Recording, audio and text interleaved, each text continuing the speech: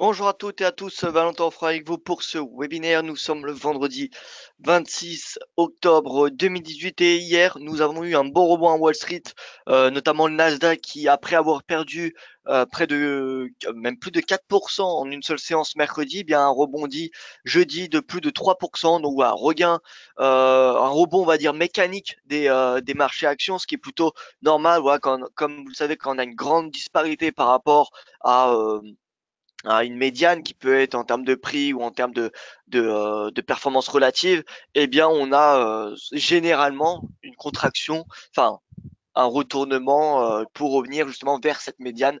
Donc voilà. Concernant le forex, on a eu un nouveau plus bas. On a un nouveau plus bas ce matin de l'AUD-USD, un nouveau plus bas depuis février 2016.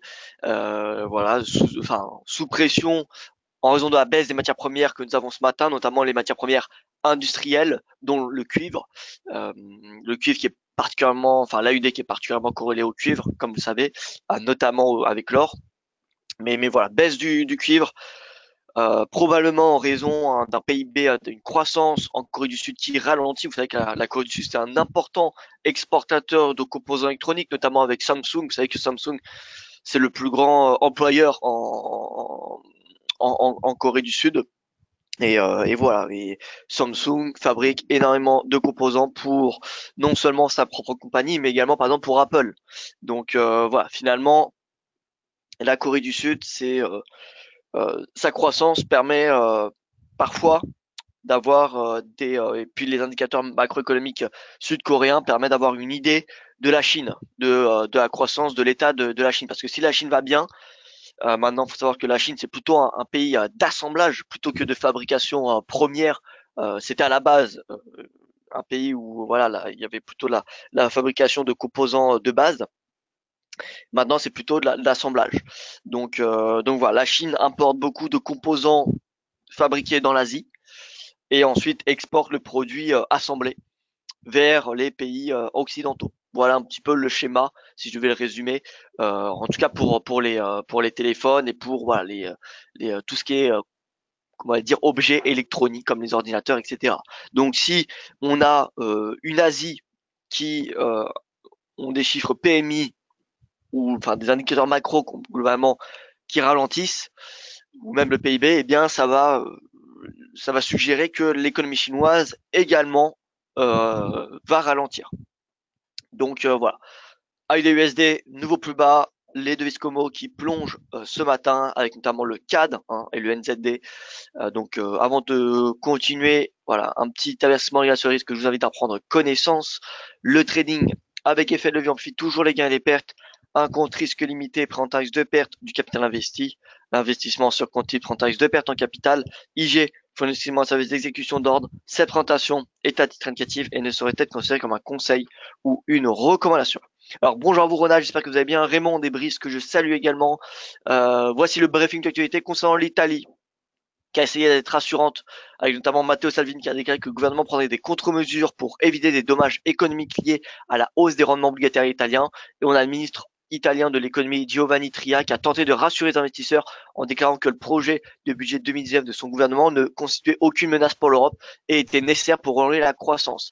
Le ministre de l'économie a également indiqué que si l'Italie va bien, la stabilité de la zone euro et de l'Union européenne est renforcée, ce qui est le cas, puisque vous savez que l'Italie, c'est quand même la 303e puissance économique de la zone euro, et la quatrième, si on ne compte pas le Royaume-Uni, puisque le Royaume-Uni sort de l'UE, quatrième dans l'Union européenne.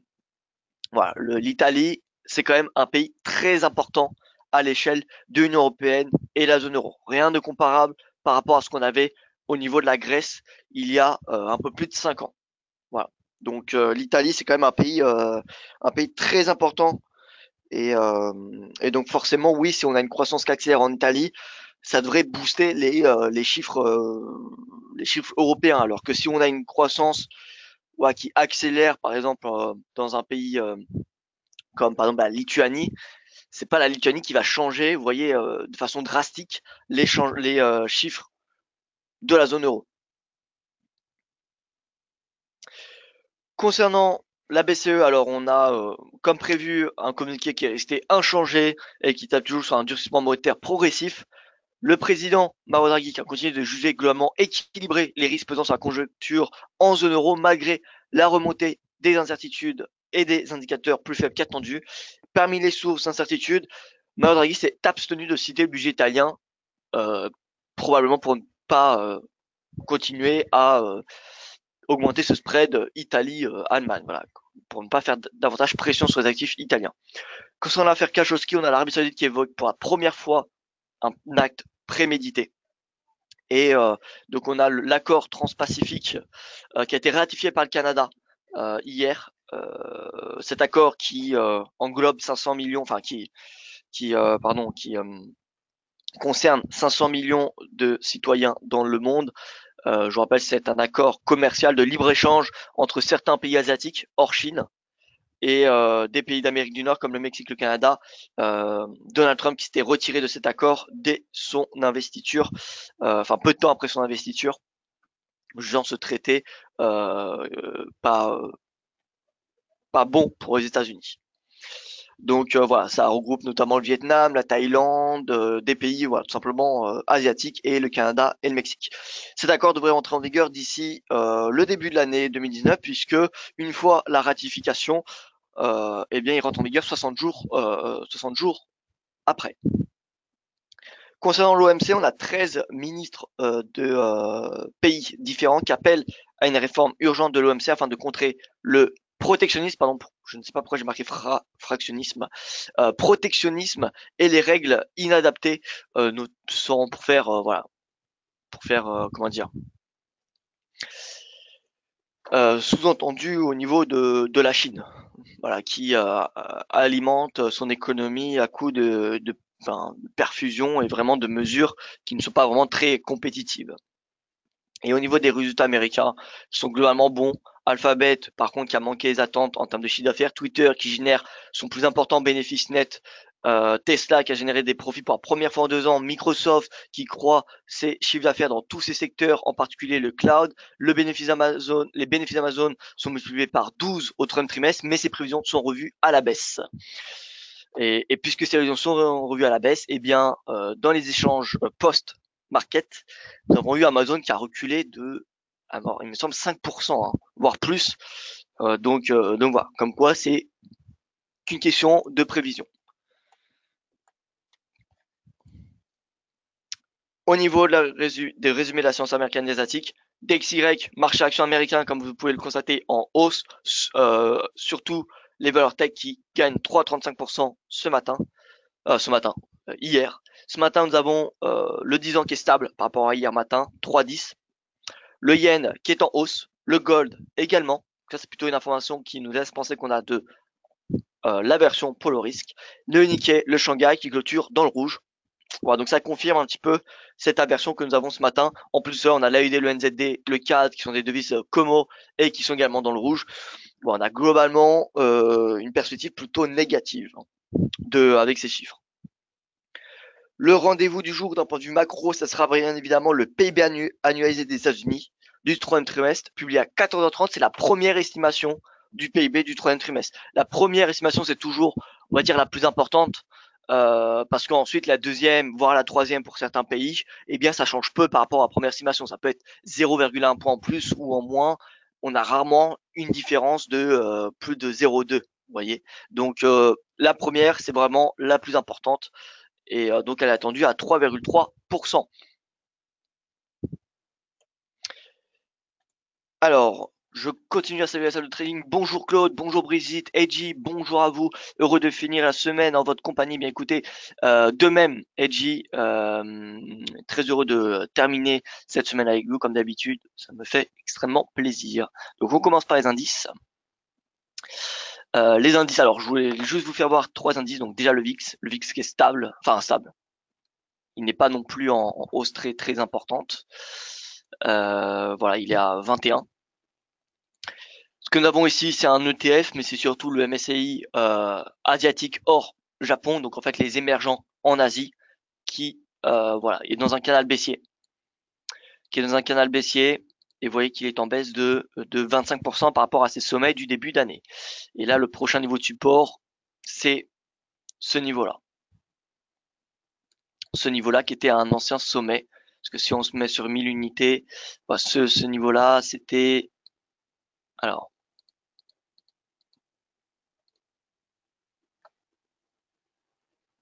ouais, c'était cette résistance, vous voyez, de mars 2012. Donc c'est possible qu'on vienne chercher ce niveau-là. En tout cas, vous voyez, on ira probablement chercher le bas du canal. Et ça, c'est le MSCI mondial, World, sans les US. Vous savez que les US dans le MSCI World, c'est quand même 56% de l'indice, donc ça biaise un petit peu le tout. Donc si on enlève les US dans cet indice, donc là-dedans on a la Chine, nous avons tous les indices européens, enfin tous les marchés européens, nous avons l'Australie, la Nouvelle-Zélande, vous voyez le Royaume-Uni, le Canada, le Mexique. En fait, nous avons les actions du monde entier, sauf les US. Vous pouvez voir que c'est pareil, ils rentrent dans un bear market, alors tiré vers le bas par les marchés asiatiques, mais vous voyez, moins 20%. Donc on rentre dans un territoire de bear market sur le MSCI World. Et c'est possible qu'on a cherché également le bas, cette fois-ci, de ce biseau. Et vous voyez que ici, on avait eu une baisse de 30%. Ici, on avait eu une baisse de 30%. Bon, là, c'était le crash de 2008, où on avait eu une baisse de 61%. Mais vous voyez, donc, du prix actuel jusqu'en bas, ça fait 25%. Ça semble possible. Ouais, c'est pas non plus quelque chose qui semble très lointain par rapport à ce qu'on a connu, vous voyez, en 2014-2015 ou encore en 2011 sur cet indice.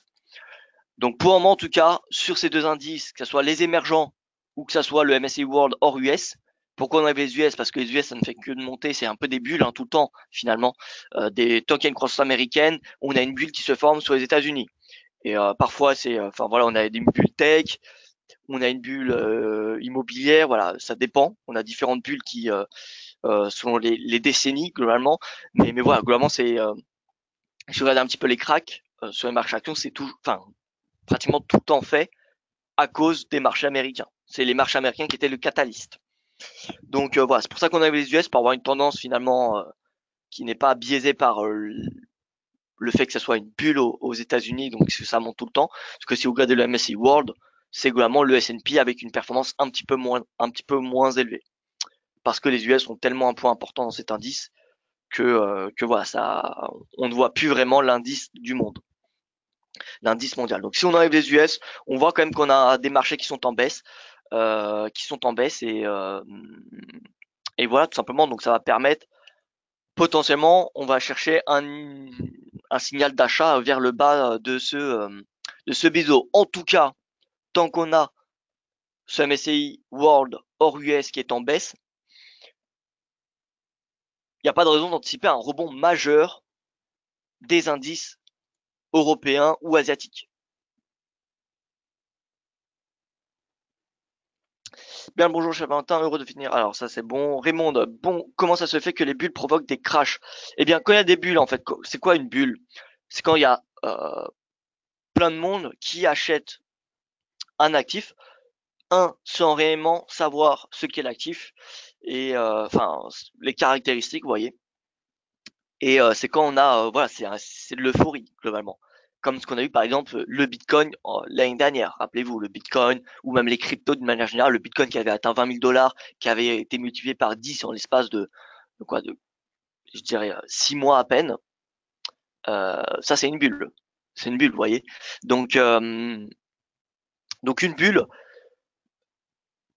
c'est quelque chose qui n'est pas rationnel, quelque chose qui ne justifie pas le sous-jacent. C'est un prix qui ne justifie pas le sous-jacent et qui finit par exploser. Comment elle explose cette bulle? Eh bien, une bulle, on a tout le monde en fait qui commence à acheter. Et une fois que tout le monde a acheté, qui peut continuer à acheter? Où est la pression acheteuse? D'où vient la pression acheteuse? Vous voyez? Eh bien, à un bout d'un moment, la pression acheteuse s'affaiblit et la pression vendeuse, ceux qui sont rentrés au tout début de la bulle, eh bien, sont souvent les plus informés des marchés, les plus expérimentés, qui sont rentrés au début.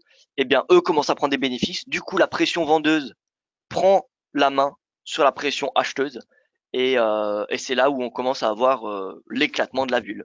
Et ensuite, on a la panique qui prend Et là, on a tout le monde qui voilà, qui liquide sa position et on a ce fameux crash. C'est pour ça que finalement le sentiment, vous savez le fameux l'indicateur sentiment, peut nous donner une indication pertinente sur les marchés actions parce que finalement, si on estime que le sentiment, enfin, si on estime que si on voit que toutes les personnes achètent le S&P, si on a, imaginons 80% des traders qui sont à l'achat sur S&P, donc des traders particuliers, qui euh, pourraient porter le S&P encore plus haut. Parce que si on estime que les particuliers, et ce qui est le cas, sont les moins bien informés, parce qu'ils n'ont pas les mêmes outils que les professionnels, ils n'ont pas généralement de terminaux Bloomberg, de terminaux Reuters, ils ne sont pas devant leurs écrans toute la journée, donc c'est normal que ces particuliers soient moins informés. Donc si on estime que ceux-là sont tous à l'achat sur S&P, qui va poursuivre les achats pour compenser la pression vendeuse, pour compenser les prises de bénéfices? Eh bien, généralement, il y a presque plus personne. Donc, c'est dans ce sens, en fait, que l'indicateur sentiment est utile, parce que si on commence à avoir une majorité des traders à l'achat sur S&P, c'est un message d'alerte. Et si on commence à en avoir 70%, imaginons 70, 75, alors il n'y a pas de chiffre absolu où il faut surveiller, mais voilà, si on commence à avoir une grande majorité, eh bien, voilà, il y a une question qui se pose, c'est qui va porter le S&P encore plus haut? Qui va porter le CAC encore plus haut, vous voyez? Donc voilà.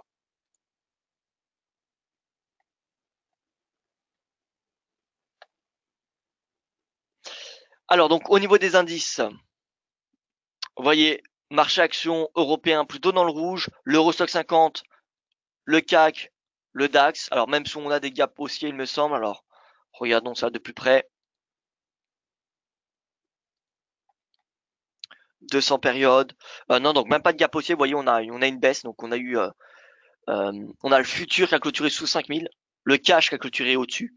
Mais voilà, on repasse sous 5000, on reste entre le récent plus bas, le plus bas de 2018, vous voyez sur le contrat futur, je dis bien, c'est 4897 points. Et vous voyez qu'on a rebondi dessus cette semaine. Donc on a des acheteurs qui sont présents à 4900 points. Est-ce qu'il faut payer ce support? La réponse est non. Pour le moment, il n'y a pas de quoi acheter le support. L'indicateur pour payer les indices européens dans ce contexte, ça va être le S&P et les indices américains. Tant que les indices américains ne rebondissent pas de façon importante, on ne peut pas anticiper un rebond majeur des indices européens. Voilà, donc tant que le S&P, j'ai envie de dire, est baissier, il n'y a pas de raison de payer le CAC, le DAX, le FTSE, bien qu'il soit sur des niveaux de support majeurs. Et d'après la théorie des vagues d'Elliott, je dirais que le S&P, si on envisage que on est en train de faire un zigzag, eh bien, il y a un risque baissier jusqu'à au moins 2600 points. Là, on est à 2169, donc le S&P, c'est pas impossible qu'il perde encore 69 points et qu'il revienne finalement à ses plus bas du mois d'avril. Voilà.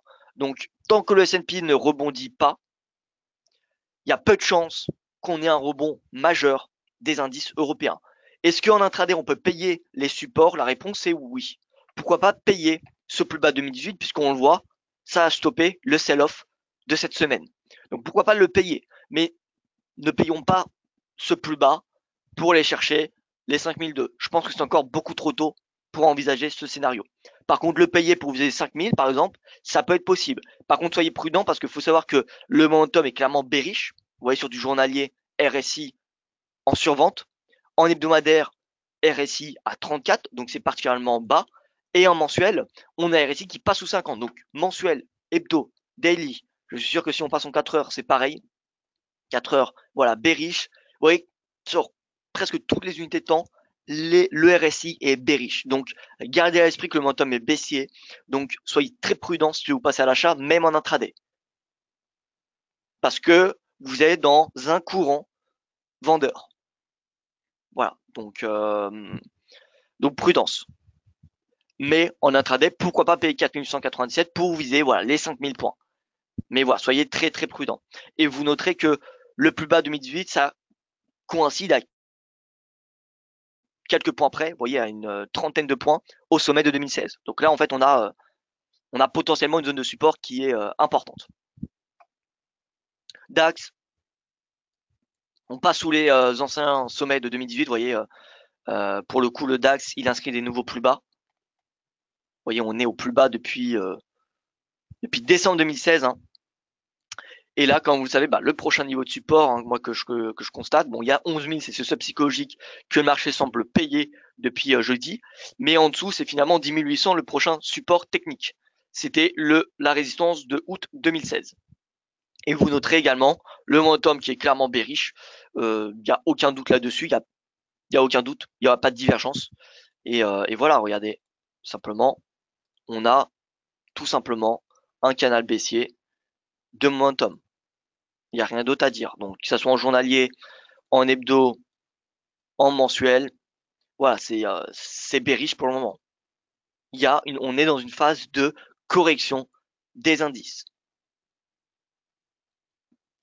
Donc, faut être très prudent c'est pas le moment d'acheter sur du moyen terme dans ce courant vendeur particulièrement important.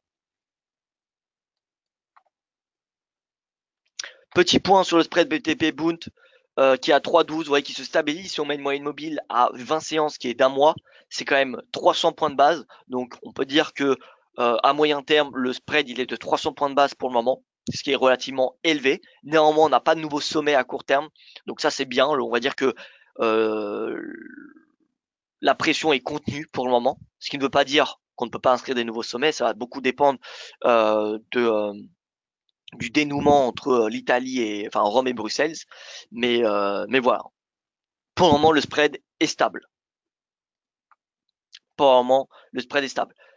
Je viens sur le Bund rapidement parce que voilà, le Bund qui arrive proche de son canal haussier dans un contexte où on a des perspectives de durcissement des taux de la BCE. Donc, qui dit perspective de durcissement des taux de la BCE et de réduction de la liquidité mondiale, eh bien, dit baisse du Bund et des obligations mondiales. Voilà.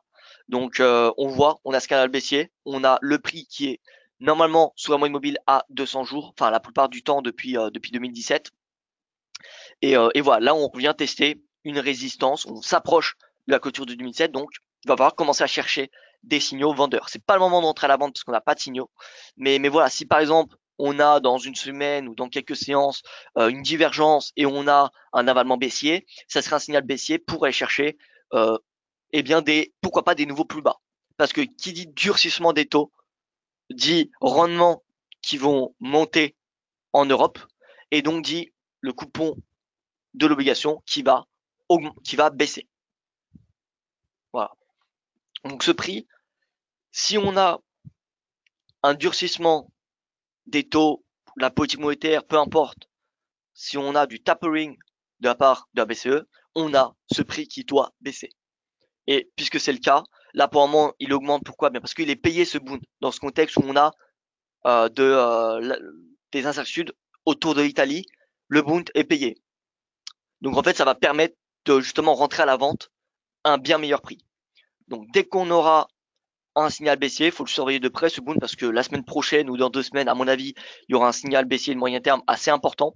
Donc dès qu'on aura le signal baissier, pourquoi pas passer à la vente. En 4 heures, pour le moment, nous n'avons rien. Vous voyez, nous n'avons rien. Donc patience. Patience, mais c'est clairement un actif qu'il faut surveiller pour les prochaines semaines.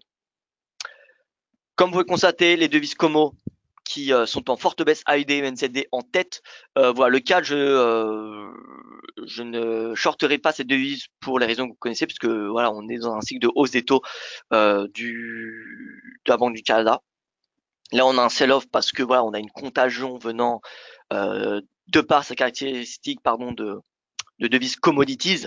Donc forcément, le dollar canadien est impacté, mais d'un point de vue politique monétaire ou d'un point de vue macroéconomique de façon générale, le CAD est bullish. Et même l'indice CAD équipondéré est bullish. Si vous regardez le CAD, ici c'est aussi en daily.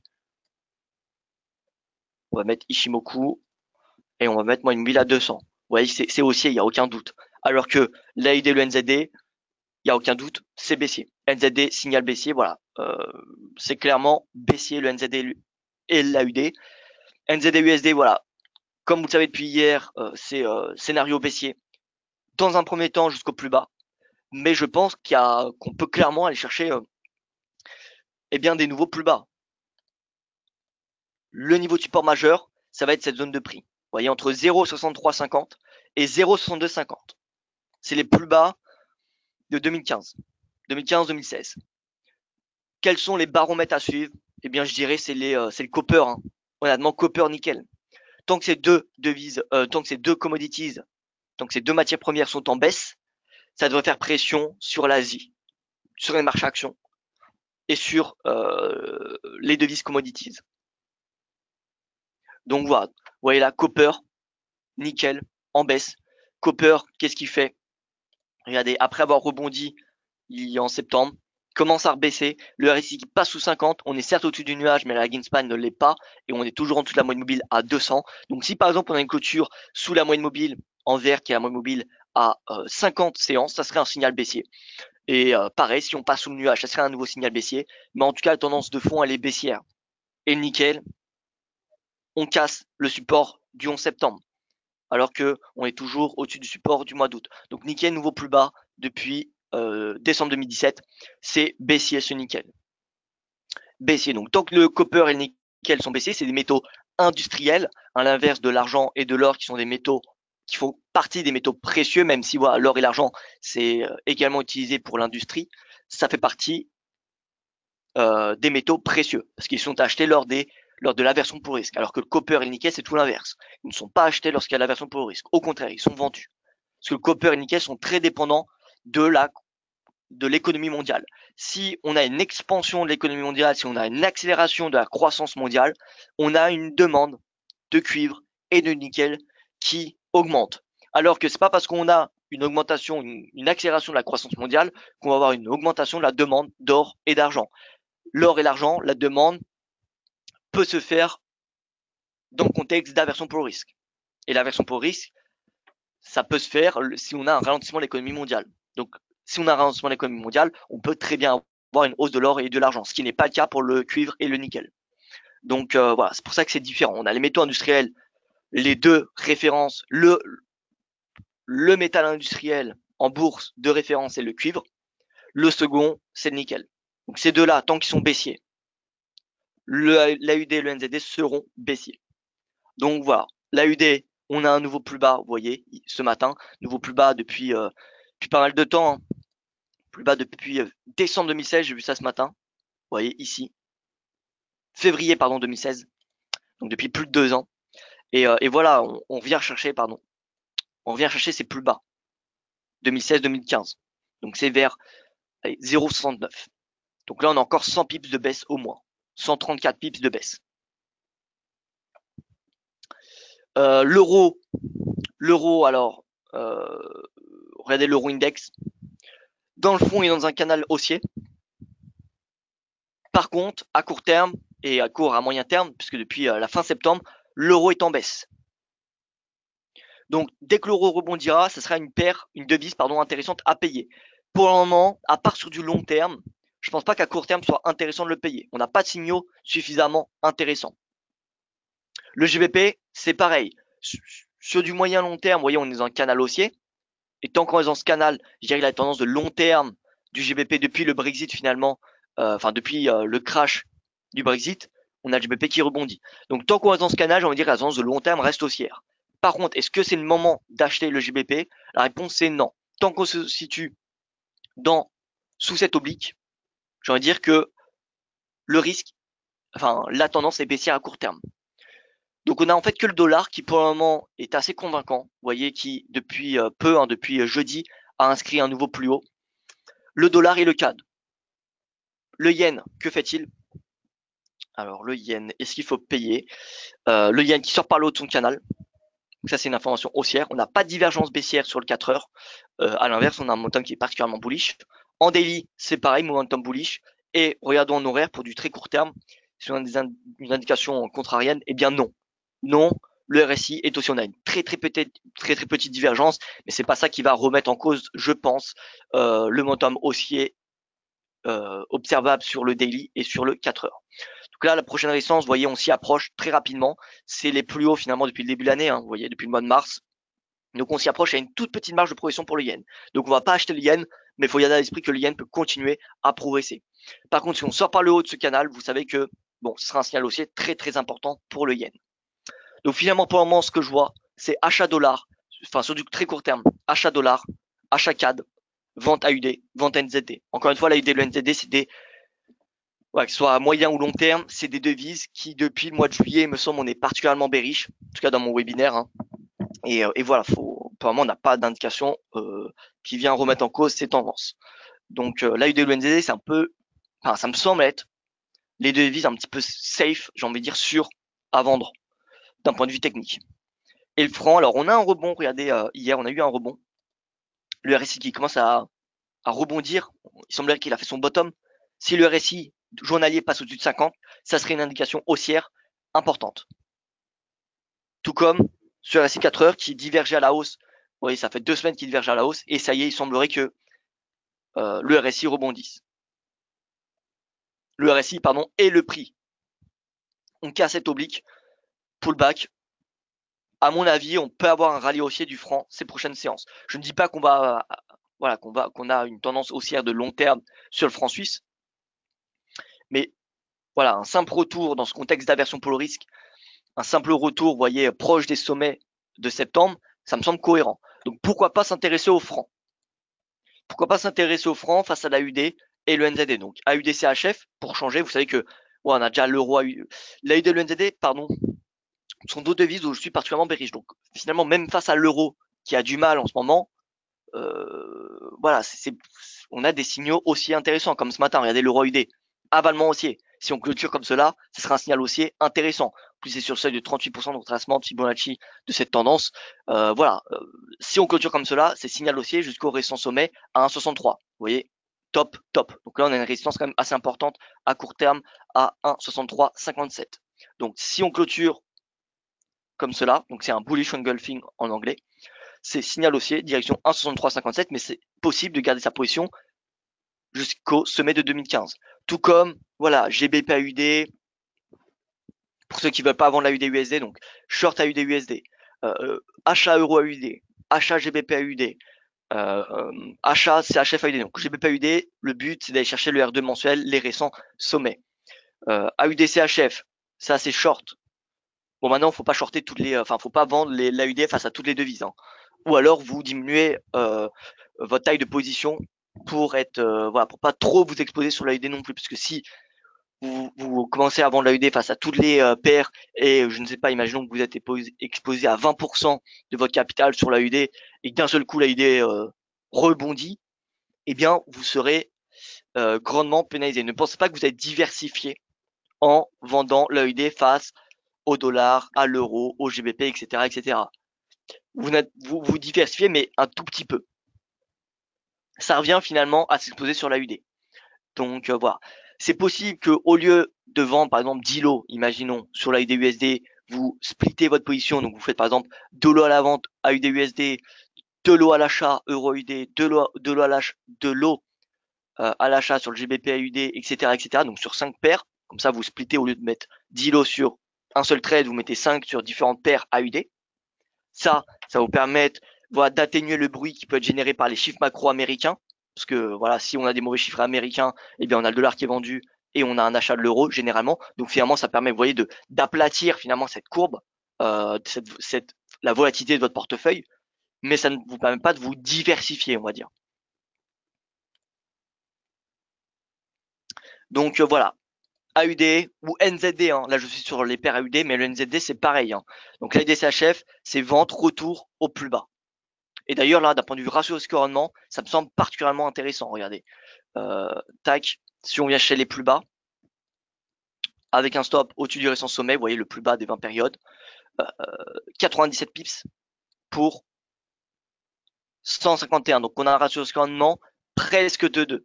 Mais ça, c'est le premier objectif. C'est-à-dire qu'en dessous, on peut aller chercher bien en dessous de ce niveau de prix. Donc voilà. Premier objectif, c'est le récent plus bas. Ensuite, on peut faire également le NZD CHF. NZD CHF, c'est pareil. On vient chercher le récent plus bas dans un premier temps. Seuil d'invalidation, je dirais le récent sommet.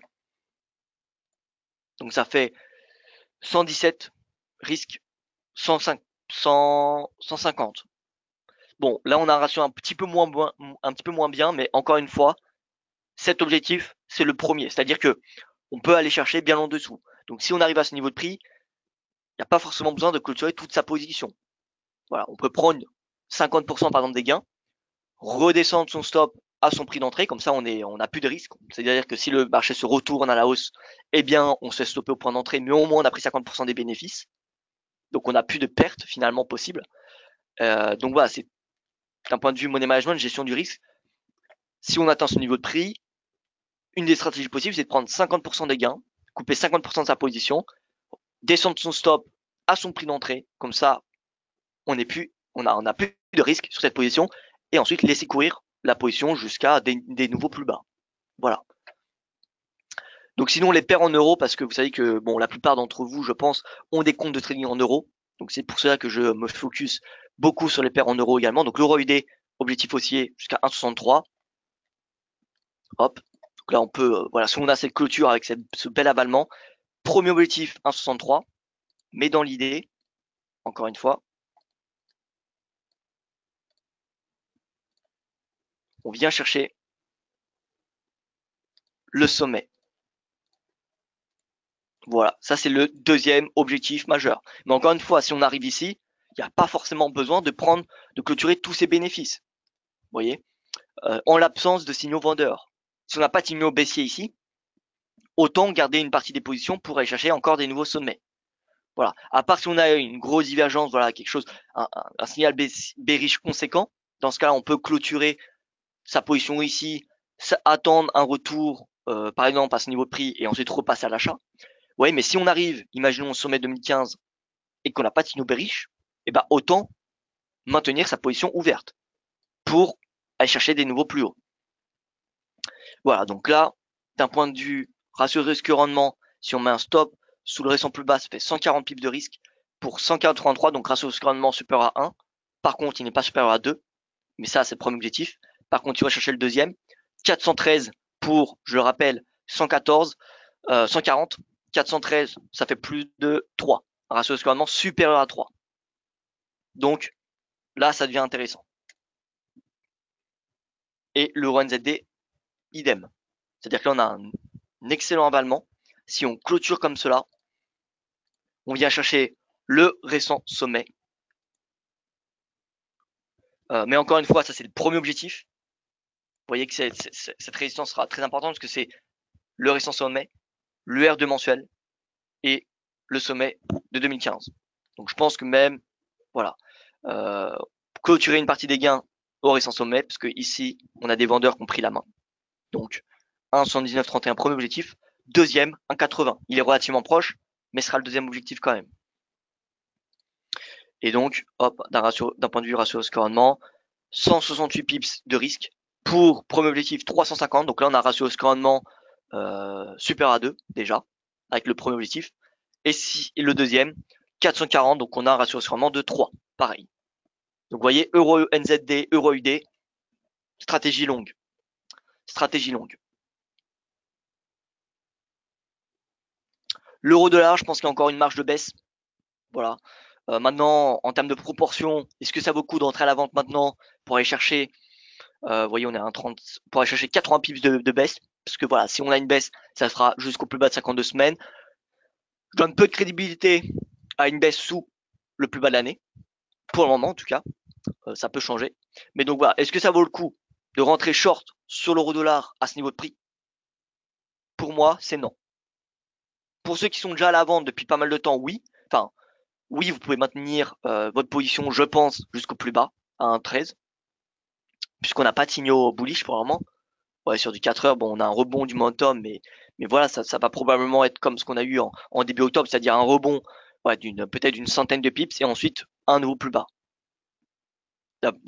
D'ailleurs, d'un point de vue des vagues d'Elliott, alors j'ai pas fait mon décompte Elliotiste, mais là j'ai l'impression que ça ressemble beaucoup à un zigzag, vous voyez, et dans un zigzag, la vague C est équivalente en longueur, en général, hein, bien évidemment, à la vague A, ce qui nous donne un objectif baissier jusqu'à 1,12, bah, vous voyez, finalement, au plus bas des 52 semaines, à peu près. Donc vers 1,13, 1,1250, 1,13.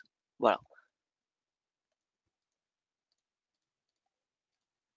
Passons aux commodities avec l'or. L'or 1235 $, on a une résistance où on a les vendeurs qui sont particulièrement importants entre 1238 et 1240, vous voyez qu'on a eu on a un double sommet au pips près, hein. On a des vendeurs quand même particulièrement importants ici. Pourquoi? Eh bien, déjà, regardez sur du journalier. Sur du journalier, c'est quoi? C'est 38% de retracement de cette tendance. C'est le R3 mensuel et c'est ce plus bas. D'accord? Plus bas, support, support, vous voyez.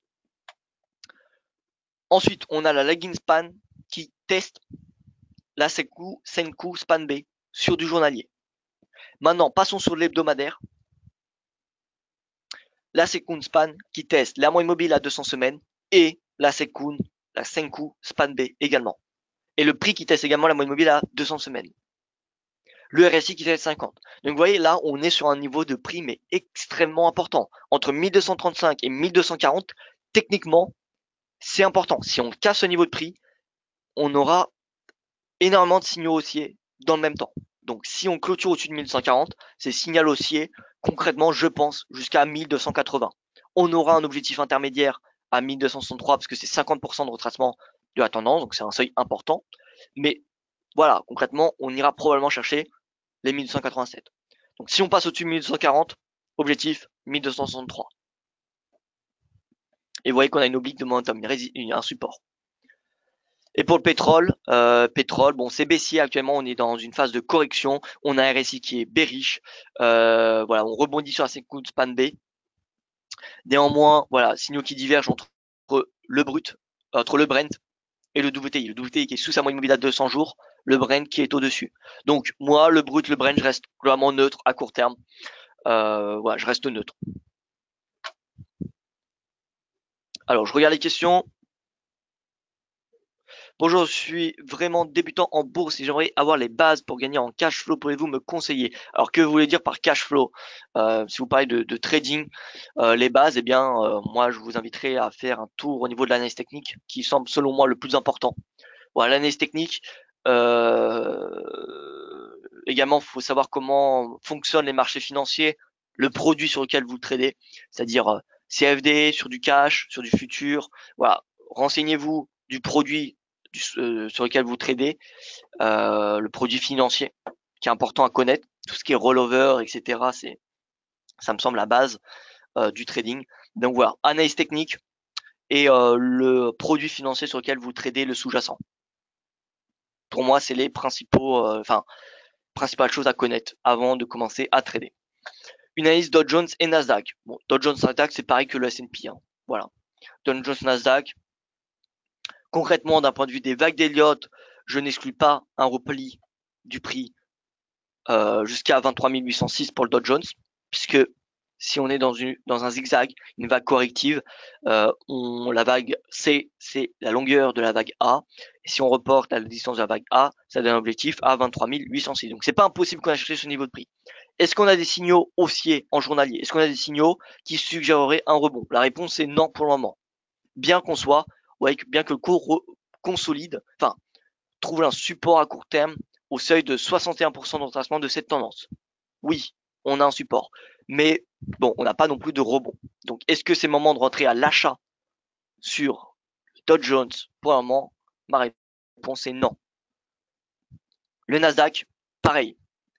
Si on reporte la vague A, ça donne un objectif de la vague C à 6539 points. Est-ce qu'on a un signal haussier du momentum ou un signal haussier, voilà, peu importe, du prix? La réponse est non. On a un support à très très court terme, vous voyez, depuis mercredi qui est testé, qui tient, c'est 6786, mais c'est pas impossible qu'on a cherché les 6139. Donc je ne suis pas haussier, je ne rentre pas à l'achat pour un moment sur les indices américains. On a eu notre signal du VIX il y a 1 ou 2 semaines, qui a été pour le coup perdant cette fois-ci. On n'a pas de nouveaux signaux de ce VIX, parce que je n'ai pas eu d'alerte. Mais voilà, pour le moment, on est en momentum bearish. Donc attendons des signaux haussiers avant de passer à l'achat. Donc voilà, moi je reste baissier sur du très court terme sur les indices, c'est-à-dire pour les prochaines séances. Maintenant, à moyen long terme, je reste concrètement bullish tant qu'on se situe au-dessus de la vague 4. Tant qu'on est au-dessus de 2553, je dirais que le risque baissier est assez limité sur du long terme. Par contre, si on passe sous les 2553, faudra s'attendre clairement à un retour, vous voyez, ici, hein, vers la vague 1 à 2182.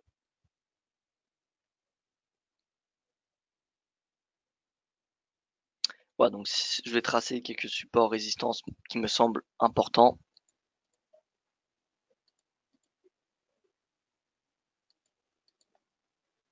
Voilà. Donc là, si on passe sous 2553, faudra s'attendre à un repli jusqu'à 2200. Voilà, donc baissier à court terme, moyen long terme, je reste clairement bullish, hein. Nasdaq, c'est pareil, regardez. Vague 4, elle est ici. 6300, on est bien au-dessus. On n'est même pas dans le nuage, vous voyez, sur le Nasdaq. Donc, oui, c'est un petit peu inquiétant, mais attention aux réactions émotionnelles, surtout sur les indices. Parce que les indices, les baisses se font de façon extrêmement volatile, alors que le Forex, voilà, c'est complètement différent. Mais ça peut faire peur. Mais faites attention aux réactions émotionnelles quand vous êtes sur les indices. Voilà donc pour ce point de marché, écoutez, je n'ai rien d'autre à rajouter. Donc voilà, écoutez, hein, ça sera tout. En conclusion, toujours baissier sur l'AUD et le NZD, dorénavant sur du court terme, mais toujours sur du moyen long terme, face, on va dire presque à toutes les devises finalement, hein. Mais bon, si vous avez un compte libellé en euros, autant se focaliser sur les paires en euros. Maintenant, si vous êtes baissier sur l'euro, voilà, n'achetez pas l'euro, mais concrètement, si vous avez un compte libellé en euros, un compte de trading, autant vous concentrer sur les paires en euros. Parce que de toute façon, si vous tradez des paires majeures, vous avez finalement ensuite le taux de conversion, l'euro-dollar. Donc voilà.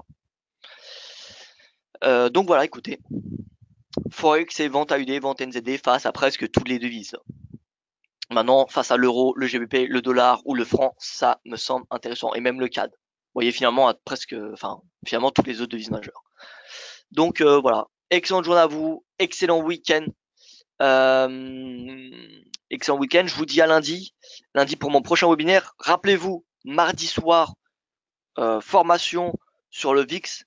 Comment trader les marchés américains avec le VIX, que j'aurai le plaisir de faire à Paris. Donc si vous habitez en région parisienne ou proche de Paris, voilà, eh bien écoutez, le lien d'inscription c'est sur IG Academy. C'est gratuit pour les clients, pour les prospects bien évidemment. Et voilà, ça durera 1h30 de 18h30 à 20h. Donc vous allez sur IG Academy. IG Academy, voilà. Vous allez dans séminaire et vous avez le mien qui est ici. Comment trader les marchés américains avec le VIX. Donc, n'hésitez pas à vous inscrire. Je ne sais pas s'il y a encore des places disponibles. Je vais demander ça à mes collègues. Mais voilà, il y avait plus que 10 places disponibles en début de semaine. Donc, je ne sais pas où ça en est. Donc, si vous pouvez venir, eh bien, écoutez, ce sera avec plaisir. En plus, ça fera l'occasion de vous rencontrer pour les habitués de mon webinaire. Parce qu'il y a pas mal d'habitués. C'est d'ailleurs, ça me fait très plaisir. Je vous remercie. Mais sinon, voilà, si vous êtes intéressé, n'hésitez pas à me rejoindre le 30 octobre à Paris, dans les locaux parisiens, dans le 8e. Et voilà. Excellente journée à vous, bon week-end, et je vous dis donc à lundi pour mon prochain point de marché.